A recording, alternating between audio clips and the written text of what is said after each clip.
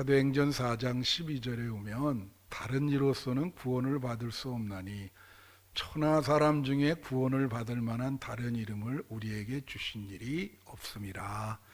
여러분이나 나나 공통점이 예수 그리스도께서 우리의 구원자라고 하는 것입니다. 믿으시죠? 이게 우리의 신앙의 내용이고 우리의 신앙의 중심인 거예요. 그래서 여러분이 오늘 오전에도 설교했지만 예수님을 잃어버리면 안 됩니다. 여러분의 신앙의 여정에서 다른 것 말고 예수님을 꼭 붙잡아야 돼요.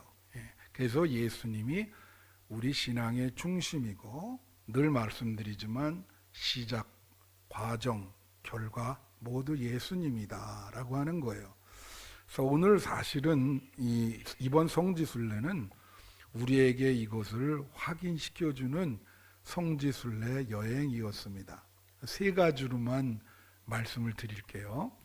첫째는 이번 성지순례에 사도 바울이 선교하는 여정을 따라 실시됐다고 하는 것입니다. 사도 바울은요 1, 2, 3차 선교여행을 했고, 나머지 네 번째, 어떤 분은 4차라 그러는데 4차는 체포돼 가지고, 이 바울이 로마 시민권이 있었기 때문에 황제에게 청혼을 했어요. 그래서 배를 타고 로마로 압송되게 됩니다. 그래서 이 사도 바울이 그 전도하고 로마로 압송돼서도 전도한 게 세 국가예요. 지금의 튀르키예, 그리스, 그 다음에 이탈리, 로마, 그 세 국가를 다니면서 목숨 걸고 전도했습니다. 오늘날 우리가 이 기독교가 세계화가 된 것은 사도 바울의 공로입니다. 신앙의 대상은 예수님이지만 여러분에게 믿음이 이렇게 올 수 있도록 해주신 분은 사도 바울이에요. 유럽이 다 전도됐고, 그분들이 미국 가서 거기서 신앙생활하고 미국에서 선교사를 우리에게 보내서 우리가 예수를 믿게 된 것이죠. 그런데 사도 바울이 그 소아시아, 지금 튀르키예거든요. 거기서 진짜 목숨 걸고 전도했어요. 1차 때 하다가 2차 때는 드로아에서 환상을 보고 마케도니아 사람이 도와달라 그래서 유럽으로 갑니다.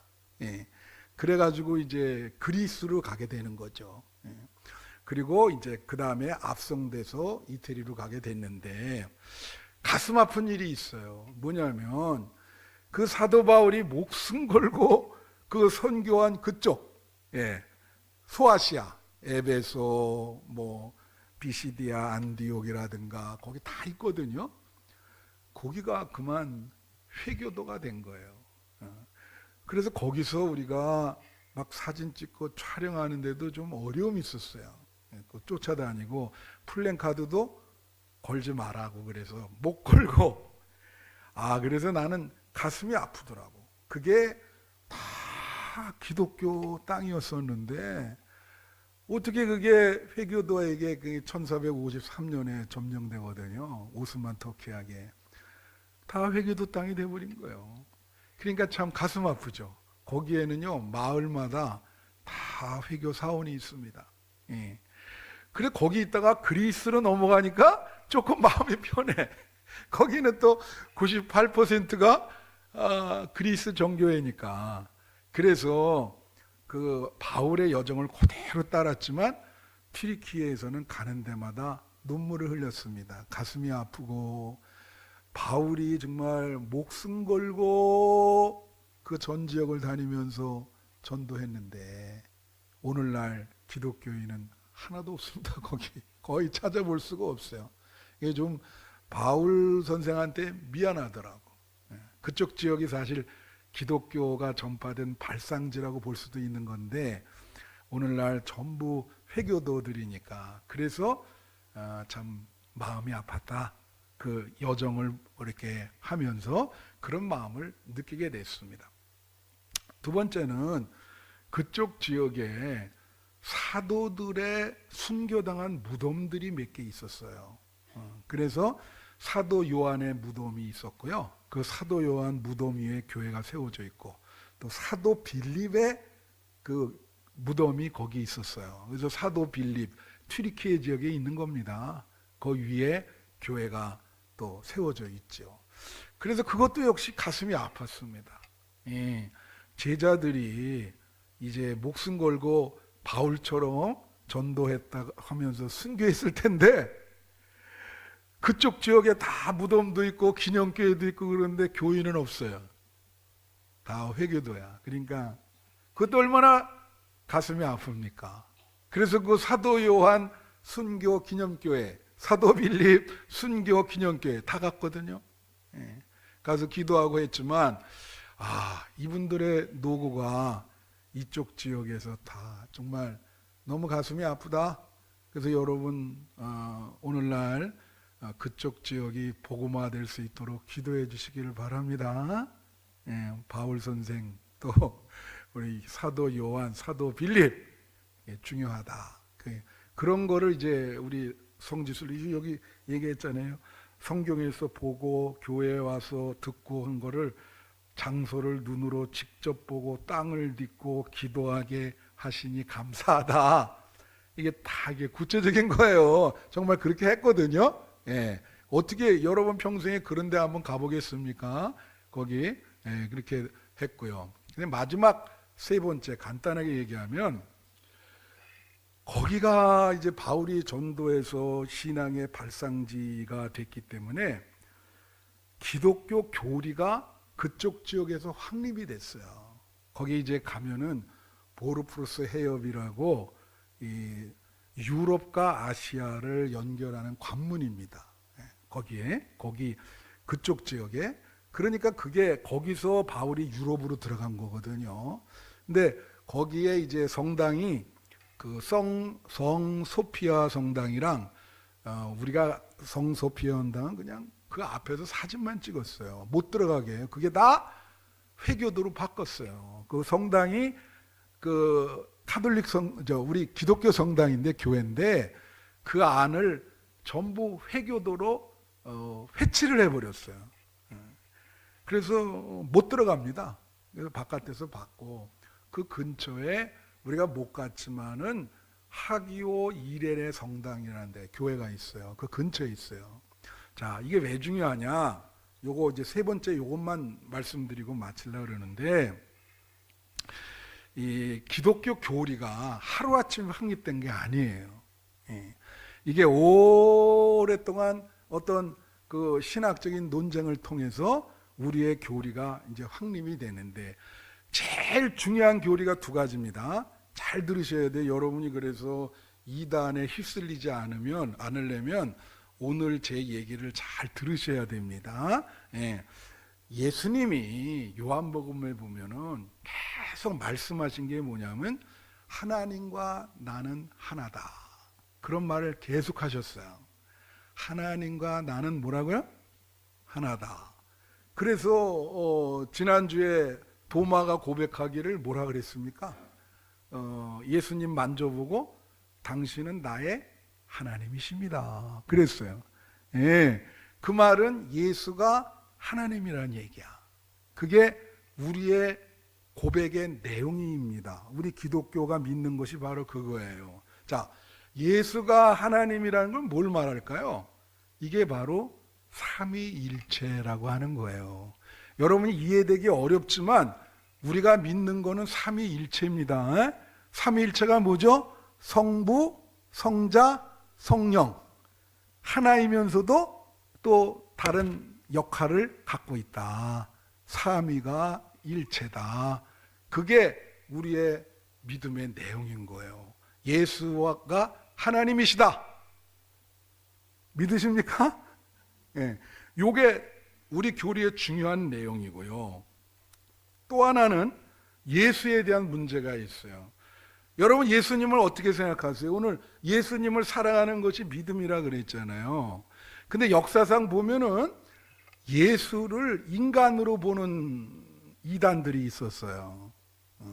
또 예수님을 육체를 가지고 오신 사람이 아니고 그냥 귀신처럼 왔다 갔다 그렇게 보는 이단도 있었어요. 그래서 예수님에 대한 교리가 중요한 게 지금 말씀드립니다. 예수님은 완전한 신이고 완전한 인간이다. 두 요소를 잘 조화롭게 갖고 있다고 하는 거예요. 그래서 잘 보시면 예수님이 인간성이 없고 신적인 부분만 존재한다는 것도 이단이고, 예수님은 신적인 부분이 없고 인간에 불과하다는 것도 이단입니다. 그래서 이 두 가지가 중요하다 그랬어요. 삼위가 일체하는 부분. 두 번째는 뭐예요? 예수님이 완전한 신이고 완전한 인간이다. 그게 조화를 이루고 있다. 그거예요. 자, 그러면 그쪽 지역이 왜 중요하냐? 거기 성 소피아 성당 옆에 성 하기오 이레나 성당에서 여러분이 들어보셨죠? 325년에 콘스탄틴 황제가 소집을 해서 니케아 종교회의라고 하는 거가 열립니다. 니케아 회의를 들어보신 분만 손 들어보세요. 한 번도 안 들어봤어요, 니케아? 그럴 리가 없을 텐데요. 내가 과거에도 언급한 적이 있는데, 야, 이럴 수가. 요게 굉장히 중요한 회의예요. 왜냐하면 거기서 이 성 소피아, 그 보르프루스 해협 거기에 있는 거예요. 성당이 소피아가 있고 그 옆에 있어요. 그 하기오 이레나 성당에서 325년에 AD 콘스탄틴 황제가 소집을 해서, 자, 아리우스라고 하는, 아리우스는 들어보신 분? 아리우스. 네, 들어보고도 안 드는 거죠 지금. 아리우스와 아타나시우스라는 사람이 논쟁을 해요. 삼위일체 논쟁이에요. 무슨 논쟁이냐? 설명을 해드릴게. 예수님이 신약성경에서 선제설을 주장해. 뭐냐면 나는 하나님과 태초부터 같이 있었다. 그게 삼위죠. 삼위일체죠. 아리우스는 뭐라냐면 태초부터 계신 게 아니고 예수님은 태어났고 시작이 있다. 그리고 예수와 하나님은 동일 본질이 아니고 유사한데 예수가 하나님과 똑같은 것은 아니다. 그런 거예요. 그래서 그때 다들 해서 아다나시우스라는 사람, 성 하기오 이레네 성당에서 그 보스포러스 해협에 있는 거기서 아다나시우스를 정통 교리로 받아들이고 아리우스를 이단으로 규정한 겁니다. 자, 그러면 내가 말씀드릴게요. 오늘날 아리우스의 후손이 현대에도 있거든요. 누굴까요? 예? 그러니까 들어봤네. 그 후손이 여호와의 증인입니다. 거기서부터 시작이 되는 거예요. 여호와의 증인은 역사가 길어요. 그러니까 예수와 하나님이 하나다라는 것을 부정하는 거예요. 그게 되게 중요하죠.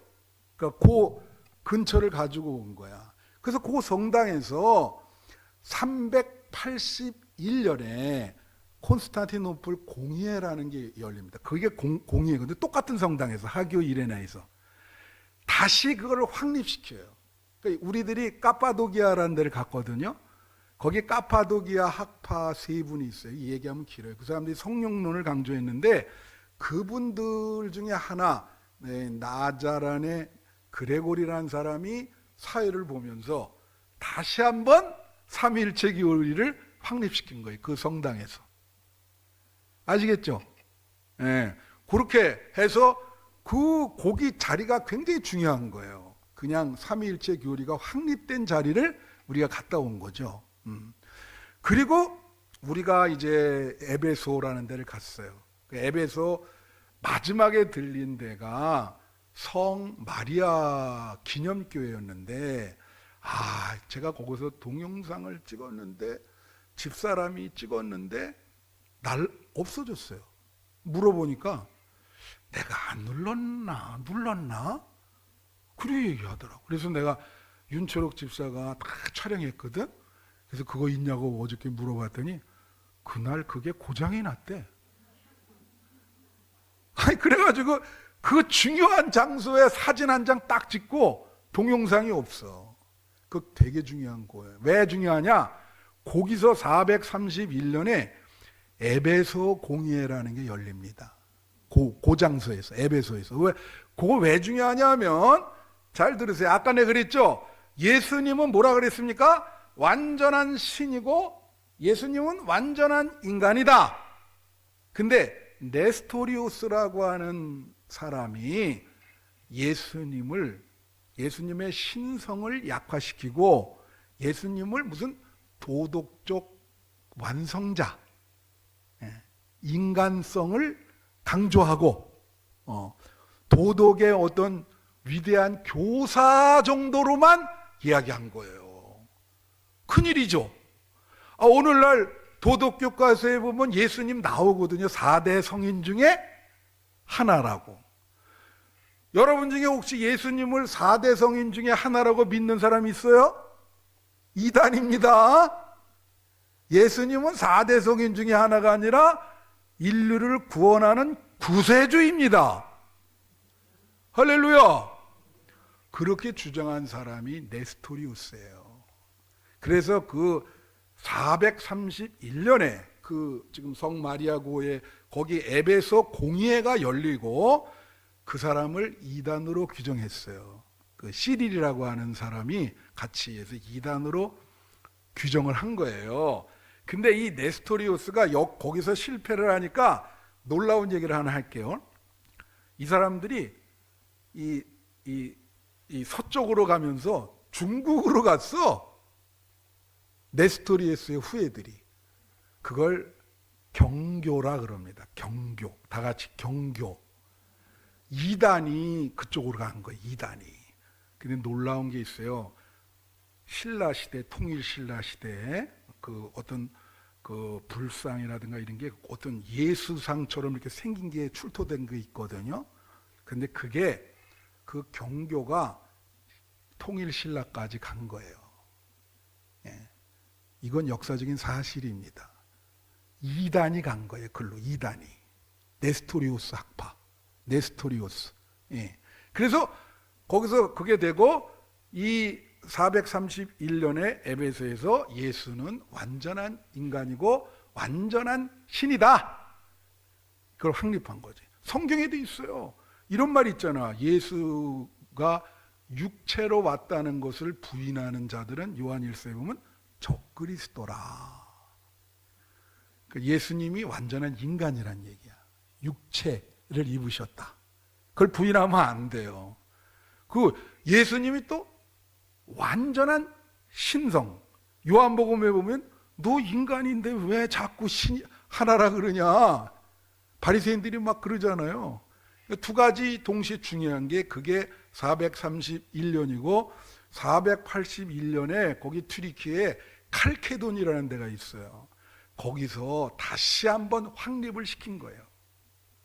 아주 빼도 박도 못하게 예수는 완전한 신이고 완전한 인간이다. 그게 451년에 칼케돈에서 확립을 시켜서 우리 교리로 확정된 겁니다.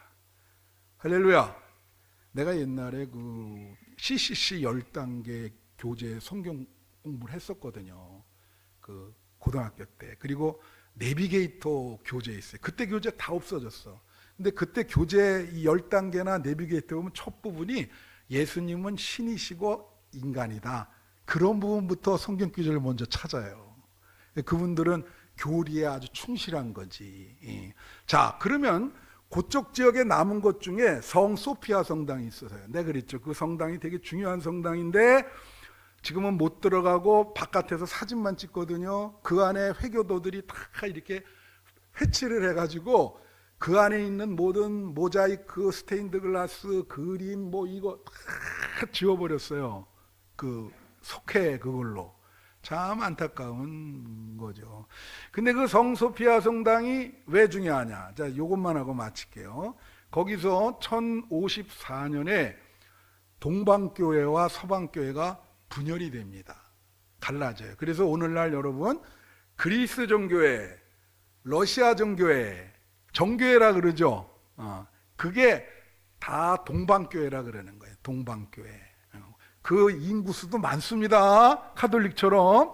그리고 서방 갈라진 로마 중심이 이제 카톨릭이 됐고, 우리는 1517년에 루터가 개혁을 하면서 여러분들은 루터 프로테스탄트의 후예들인 거예요. 그렇게 3분대 있는 겁니다. 1054년에 왜 갈라졌냐? 일단 거리상으로 로마 중심, 여기는 콘스탄티노플 중심이죠.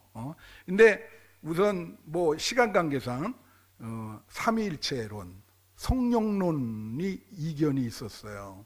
그러니까 서방은 이걸 필리오케 논쟁이라는데, 성령이 하나님과 아들 예수님으로부터 왔다, 그렇게. 그리고 아들로부터라는 말이 필리오케라는 말인데, 동방은 아니고 성령은 하나님으로부터만 온다. 그래가지고 그걸 뭐라 그래요? 삼위일체 논쟁이라 이제 그렇게 이야기를 하죠.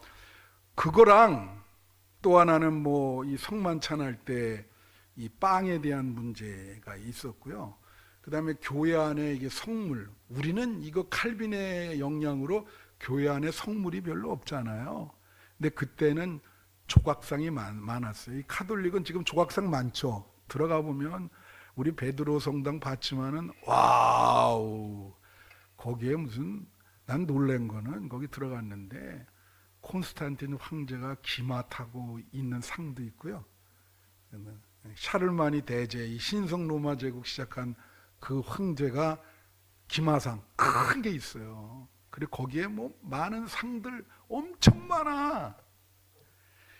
동방교회는 그런 게 없습니다. 인정하는 건 그림, 이거 부조, 이렇게 붙이는 건 돼요. 붙이는 거는. 예.